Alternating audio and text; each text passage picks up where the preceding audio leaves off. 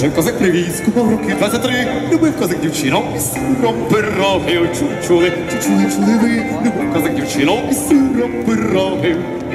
Ішов і розпустешся із лісу темного, і стрінув він дівчину, що несла пироги.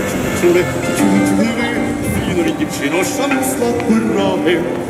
Дівча моя хороша, чи знаєш мої сни, чи я тебе кохаю, сиром пироги. Чули ви, чи мені кохає, сиром пироги.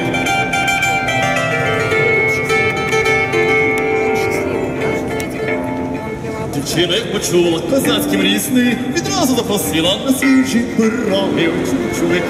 Чули ви, відразу запросила на свіжі пироги.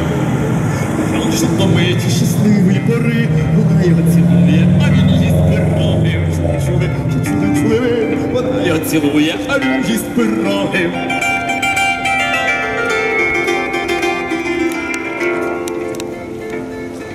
Раптом із-за лісу взялися вороги, козак із переляку сховався в бур'яни. Чули ви, козак із переляку сховався в бур'яни. А то були мисливці, ніякі вороги, взяли собі дівчину і сиром пироги. Чули ви, взяли собі дівчину і сиром пироги.